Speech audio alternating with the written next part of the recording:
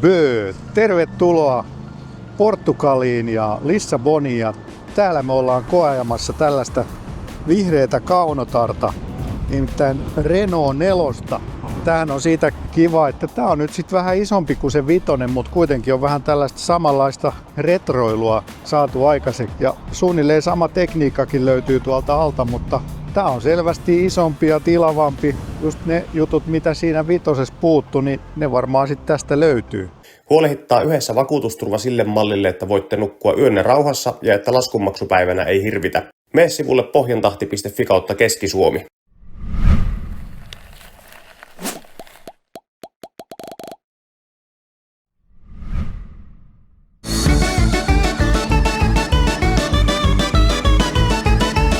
Kierrätä autosi vastuullisesti. Lisätietoja ja viralliset vastaanottopisteet autokierrätys.fi. Mutta jos aletaan katsoa nyt tätä ulkonäköä ensin, niin tämähän on nyt kyllä hyvin tutun näköinen tämä naama, kun katsoo sitä vanhaa Rellu 4, eli tipparellua. Ja tämä sama tämmöinen maskimainen osa tähän on jätetty, vaikka umpinainenhan tämä on sitten. Tässä on tällainen kirkas muovi päällä. Ja sitten tuolla alempana on ilmanottoaukkoa. Aika muhkeet kyllä nämä lokasuojan levikkeet ja hyvä tällainen kunnon seikkailumuovi siinä ja tuolta löytyy latausluukkua. Ja tää on muuten kiva, että sen pistoolin saa irti sit tosta, kun painaa lukituksen avausnappulaa. Ja täällä on vähän tällaista retrohenkistä pokkausta, mutta kuitenkin toi helmamuovi on aika leveä, että se on niinku ihan tommonen Ihan niin kuin kyllä miehekkäitäkin muotoja tästä löytyy. Perä on aika pysty, eli nyt on sitten saatu tänne vähän enemmän tavaratilaa ja sieltä löytyy sitten 4-logo. Tää on kyllä ihan kivan näköinen auto, täytyy sanoa, että olen positiivisesti yllättynyt. Ja sitten tietysti takapenkillä on vähän enemmän tilaa. Täällä on nyt mun kaikki kameravehkeet, mutta perehdytään siihen sitten vielä paremmin. Täältä löytyy vähän kattokaidetta ja tää on nyt siis tää paras varustelutaso sitten, mikä meillä on nyt tässä koeajossa. Rengas koko 18, 195, 60, 18. Mä en ole vielä itse päässyt ajamaan, mutta hyvin tuntuu liikkumaan. Tämmönen kompakti SUVi.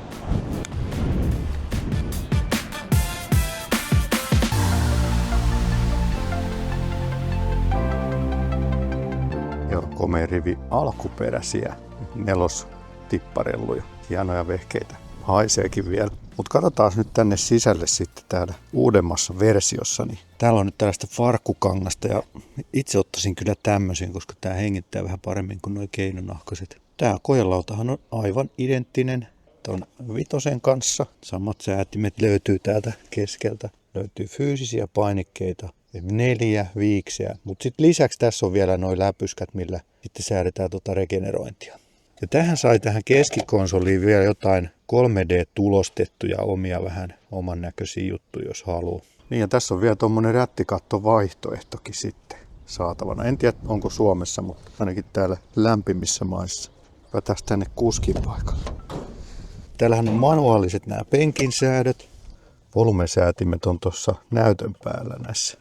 Tää oli hyvä tää My Safety Perso, eli tosta saa noin kaikki avustimet pois, kun painaa 2 kertaa. Tai siis ne avustimet, jotka haluaa saada pois. Käyttöliittymä on siis tietysti ihan sama kuin siinä vitosessakin. Ja se mikä on vähän outoa, niin tästä kun valitaan tää ajosuunta, niin tästä päästä ei tapahdu, koska tästä sitä ei saa parkille. Vaan jos haluaa saada auton parkille, niin sitten tästä vaan valitaan toi neutraali ja sen jälkeen käsijarru päälle. Tai sitten toinen vaihtoehto, sammutat ton auton tosta saman tien. Tai kolmas vaihtoehto, avaat oven. Niin silloinkin se menee se ajosuunta neutraalille ja käsijarru päälle. Et vähän erikoinen ratkaisu, mutta on nyt säästetty sitten yksi painike. Toisaalta mä jättäisin ehkä ton poveripainikkeen mieluummin pois. Mutta tää on ihan siistin näköinen tää rättikattokin. Kyllähän siellä tää nyt vähän kuuluu paremmin läpi, mutta muuten ihan niinku itse asiassa saattaa jopa vähän lisätä pääntilaa, en tiedä. Joo, tää on ihan kiva tää farkkukangas.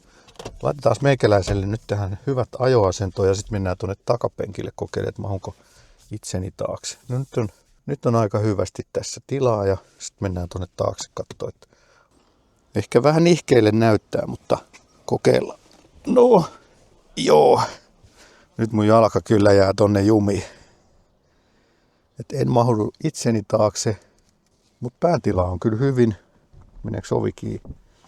Ei kyllä ihan mene ovi kiinni, koska polvesta jää nyt kiinni. No, mä voisin kyllä siirtää tota penkkiä vähän edemmäskin. Ei mun silti olisi huono tuolla edessä istua. Kyllä tää nyt periaatteessa 4 meikäläisen kokostakin mahtuu tänne. Takavalot on tuolla, kun on, tai rättikatto. Pääsenkö mä vielä pois täältä? Tää on tällaista keski-ikäistä puhinaa. Mut lattia on kuitenkin ihan tasainen tuolta, että se on hyvä juttu. Ei ole mitään kardaanitunnelin jäänteitä.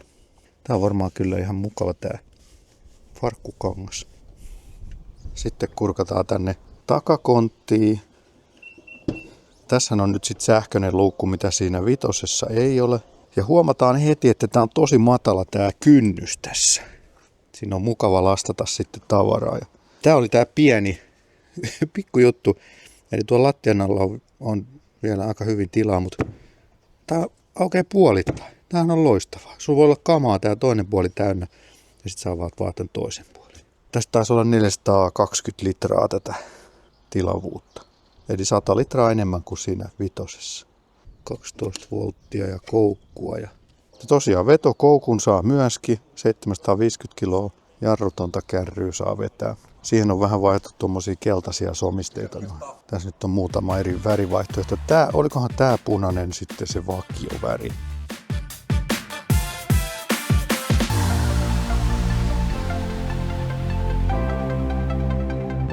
No niin, ja tervetuloa sitten tänne R4 Renault kyytiin.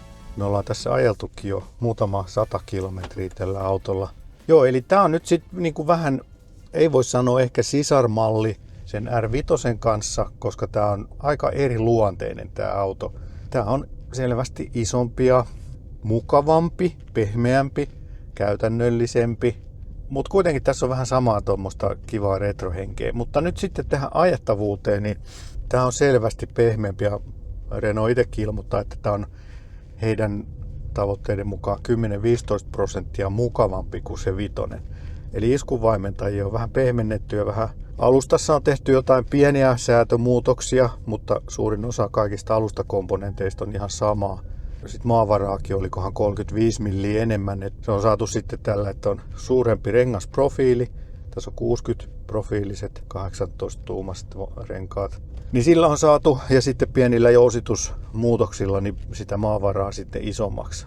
Ja tää on kyllä selvästi miellyttävämpi ja pehmeämpi. Ja tehoa siis löytyy siinä pienempi akkuisessa versiossa 120 hevosvoimaa, sitten tässä 52 kilowattituntisessa akussa, niin tämän kanssa on sitten 150. Ei se kuulosta nyt ehkä sähköautoaikakaudella paljolta, mutta kun tämä painaa kuitenkin vaan noin 1500-1600 kiloa, niin tämä on aika kevyt sähköautoksi. Niin se kyllä tekee tästä ihan riittävän ripsakan. Tämä oli 8,6 sekuntia muistaakseni 0-100 tämä R4, pikkusen hitaampi kuin se vitonen tällä isommalla moottorilla ja akulla. Mä en tiedä, johtuuko tämä huomio siitä, että nyt ollaan Portugalissa, jossa asfaltin rakenne on hieman erilaista, mutta musta tuntuisi, että tämä olisi vähän hiljaisempi. Totta kai kun meillä on enemmän kumia renkaissa, niin sekin tekee sitä hiljaisemmaksi ja vähän pehmeämpi alusta, niin se pitäisi kyllä pehmentää. Ja täällä on kiva, täällä kuljettajalle on tämmönen My Safety Perso Select, niin sillä saa valittua nuo kaikki avustimet pois, jotka haluaa pois. Ne voi siis konfiguroida sen mukaan, mitä haluaa jättää tai poistaa. Ohjaus nyt ei ole mitenkään supertarkka, mutta tämähän nyt on suunnattukin enemmän niin kuin perheellisille ihmisille. Tämä on siihen ihan hyvä. Tätä ei nyt tietenkään voi pitää mitenkään sporttisena tai tosi tarkkana ja täsmällisenä, eikä se tarvi ollakaan tässä autossa. Tämä on tehty siis mukavuus ja käytännöllisyys edellä. Ja ajoavustimista pitää sanoa, että ne kyllä on toiminut hyvin. Myös siinä vitosessa Suomessa kun ajoin, niin taisin unohtaa vaan mainita siinä videolla, mutta tässä on myös vähän älykkäämpi se adaptiivinen vakkari, eli se hidastaa sitten myös mutkia ja risteyksiä. Eli pikkusen hiljaisempi kuin vitonen, selvästi mukavampi, mutta kuitenkin tässä on ehkä se kevyen auton iloisuus on mukana tässä ajettavuudessa, että jotenkin ei ole semmoinen tunkkanen niin kuin jotkut muut isommat sähköautot saattaa monesti olla. Että sellainen keveys ja hauskuus tässä nyt tulee jotenkin tässä ajettavuudessakin. Voi olla, että se on nyt vaan psykologista kuvitelmaa, koska mulla on tästä auton ulkomuodosta ja designista niin semmoinen hyvä fiilis, niin se jotenkin nyt ehkä sitten heijastuu tähän ajettavuuteenkin, mutta ei se varmaan huono asia ole. Ja näkyvyys täältä on ihan hyvä, vaikka toi ikkuna koko on aika pieni, ainakin jos vertaa nyt siihen alkuperäiseen nelostipparelluun, niin siinähän oli selvästi enemmän ikkunapinta-alaa. Tietysti kun kaikki turvallisuus ja ajan henki on koetettu puhaltaa samaa autoon, niin sitten on saatu tällainen lopputulos. Ja on kyllä vielä palaan tuohon muotoiluun, niin mun mielestä on todella sopusuhtainen auto ja hyvät suhteet. Ja sanoisin, että se suuri juttu tulee siitä, että on riittävän suuri rengaskoko tähän niin kuin auton muihin mittoihin nähden. Ja nyt varsinkin kun tämä on vähän korkeampi kuin se R5, niin sitten tässä on vähän suurempi renkaan halkasia kuin isompi profiili, niin se kyllä tekee terää. On muuten mahtavat maisemat täällä. Peltojen keskellä mennään. Niin. Pikkusen tietysti tuuliherkempi tämä on, kun keveyttä tai painoa on vähemmän, niin silloin myöskin tämä tuuli tarttuu tähän helpommin, kun tämä on vähän korkeampi. Niin tuossa huomasi eilen, kun ajeltiin silloilla, niin siinä huomasi, että sitten vähän tuuli heitteli. Ja täällä tuntuu aika lailla tuulevan tuolta Atlantilta koko ajan. No sitten sähköauto-ominaisuuksia. Tähän on siis tämä alusta, akku, moottori, rakenne on lähes identtinen sitten sen Renault 5 kanssa. Eli siitä löytyy 2 akkuvaihtoehtoa, 40 kWh ja 52 kWh. Ja se akku on rakennettu 4 moduulista silloin, kun on kyse 52 kWh. Ja sitten jos se on 40 kWh, niin kuskin alla oleva moduuli otetaan pois ja sitten saadaan se 40 kWh. Eli painojakauma sitten pitäisi olla suht hyvä.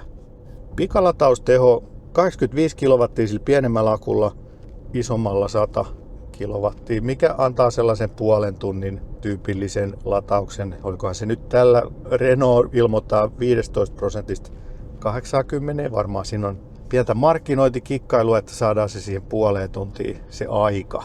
Mutta semmoista ihan mun mielestä tämän auton käyttötarkoitukseen, mä en näe tässä mitään ongelmaa ajaa tällä pitkään matkaan. Nämä on ihan hyvä tukeva ajan, mutta eihän tämä nyt ehkä sitten ole se Lapin matka-auto kuitenkaan.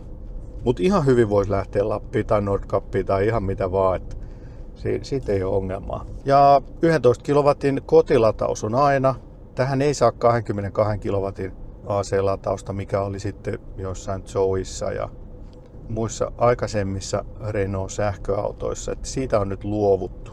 Sitten löytyy se V2L, mitä mä kokeilin sillä R5:llakin. 3,6 kilowattia sieltä saa sitten latausliittimestä saa sitten sellaisella adapterilla sen 230 volttia ulos. Niin sehän on ihan hyvä ominaisuus kyllä.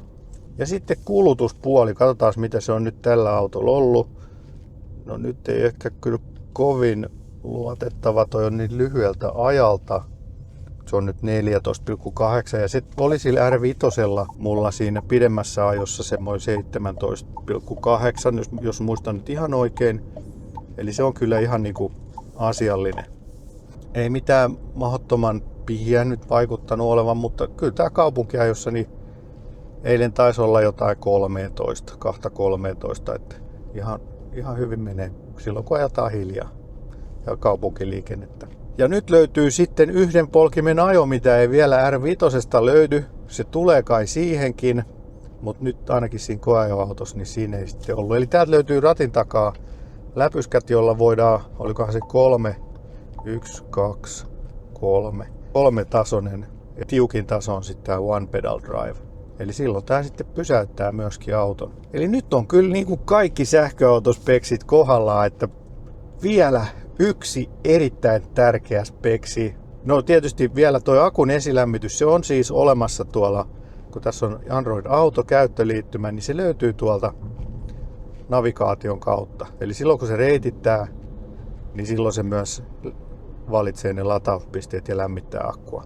Ja me puhuttiin tuossa noiden tehtaan insinöörien kanssa kovasti illallisella, koetettiin niille nyt toitottaa, että se nappula olisi hyvä saada myös sitten tänne rellun autoihin, koska me Suomessa sitä tarvitaan. Ja siitä käytiin pitkää keskustelua. On koetettu vaikuttaa sinnekin päin.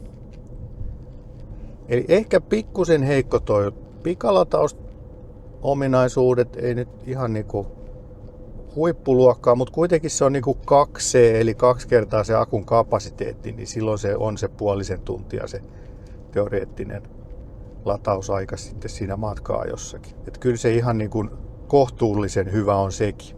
Piru viekö, mun täytyy antaa tälle autolle nyt hyvä sähköautoleima. Ja se tärkein ominaisuus, tai todella tärkeä ominaisuus nyt myös tämän leiman antamisessa on se kohtuullinen hinta. Me ollaan just saatu hinnat tietoa.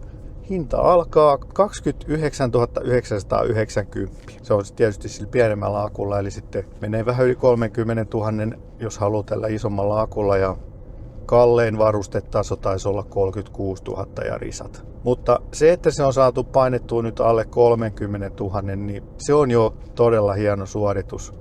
Ja nyt puhutaan kuitenkin todella hyvästä sähköautosta. Tässä ei niinku puutu mitään. Tässä on ilmalämpöpumppukin. Vetokoukkuu 750 kiloa. En mä keksi mitään nyt valitettavaa tästä. Voi olla, että sitten kun olisi viikon ollut tää, niin jotain pientä löytyisi, mutta perusasiat tässä on kyllä kuitenkin kunnossa. Ja tää on todella mukava auto ajella. Että jos niinku itselleni hankkisin tämän koko luokan arkista käyttöautoa, niin tää olisi tässä hintaluokassa kyllä nyt ihan ehdottomasti tällä hetkellä paras. Ja kun tää on vähän mukavampi kuin se R5, tässä on one pedal drive, yhden polkimen ajo ja vähän tilaa enemmän, niin tässä on kyllä loistavan suosikki tai tällaisen menestysauton konsepti on mun mielestä aika hyvin kohdallaan, että saa nähdä myydäänkö tätä 6 miljoonaa kappaletta niin kuin myytiin sitä alkuperäistä tipparellua. Veikkaan, että vähän jäädään siitä, mutta kuitenkin kyllä tästä voisi odottaa sellaista suosikkia, koska tässä on kyllä speksit kohdallaan. Tietysti sitten se kysymys, että miten se laatu sitten pitkässä juoksussa, mutta tästä taisi olla kuitenkin ihan kohtuullisen pitkä takuukin. Senkään puoleen ei pitäisi olla mitään ongelmaa.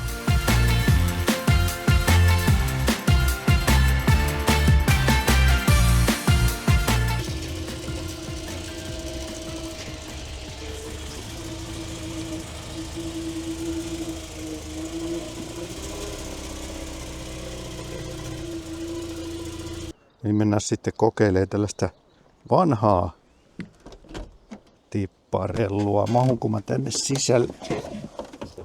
Vähän on ahas.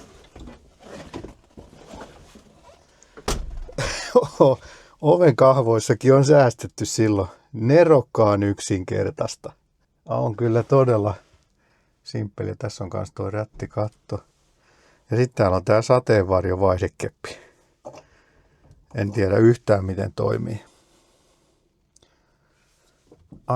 Aika karu meininki. Sieltä löytyy vielä ryyppykin. 2 viikseä. Ei edes radiota.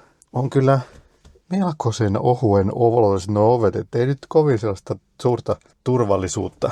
Ihan kiva tällainen ruutukuosi täällä on ollut jo. Onkohan tuossa oven lukitusnappula? Mutta miten avataan ovi? Ei, tuolta. Meinas tulla paniikki, mutta kyllä löytyy. Okei, kun takaluukku. Okei. Ihan hyvän kokoinen loosteri. Ja matala kynnys. Jotain on säilytetty.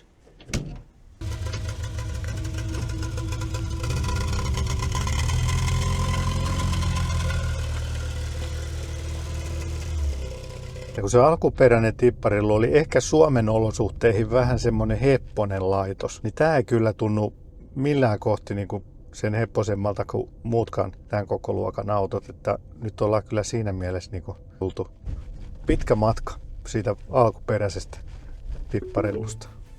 You have arrived.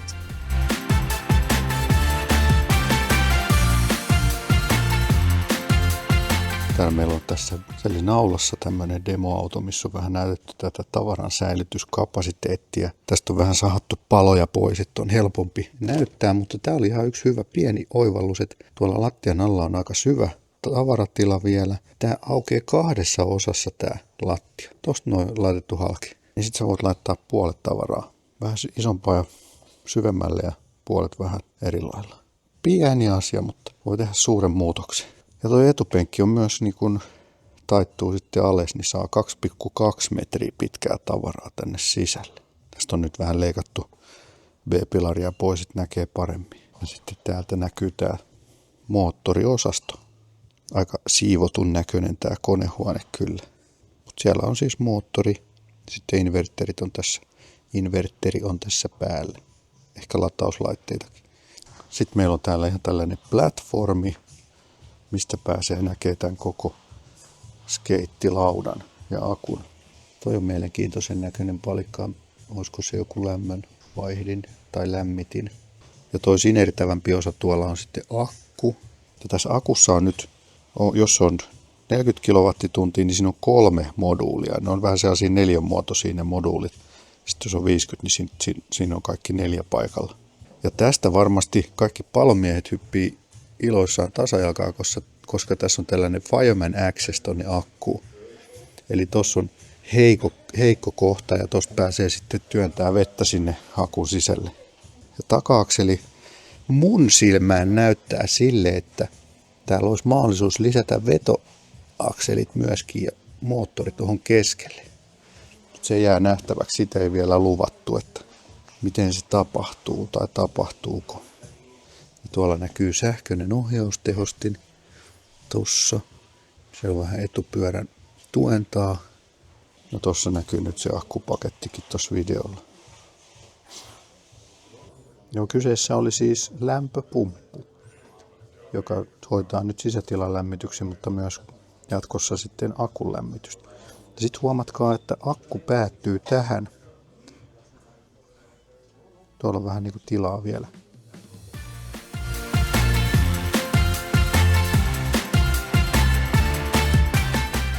No niin, sitten täällä on myös tämmöinen vähän seikkailuhenkisempi R4, eli tähän on vähän laitettu tuollaista astilautaa tonne.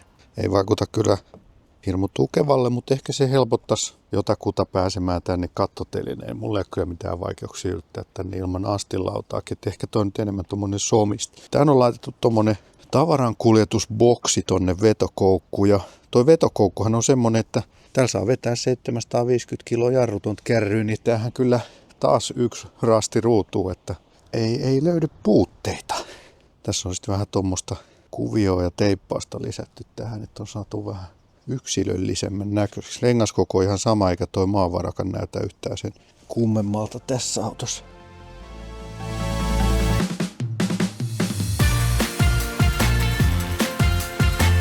Tämä oli nyt tällainen Portugalin koeajo. Käydä kommentoimassa, mitä tykkäät itse Renault 4.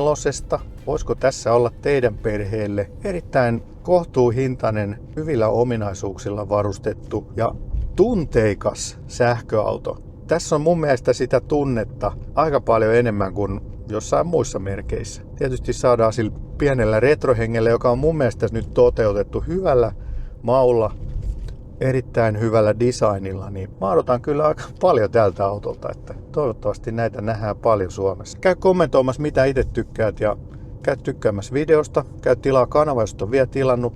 Tilaa myös Bö Plus jäsenyys, niin näet sitten nämä videot aina ensimmäisten joukossa ja joskus vähän ekstra materiaaliakin. Palataan seuraavaan sähköautovideoon. Bye bye!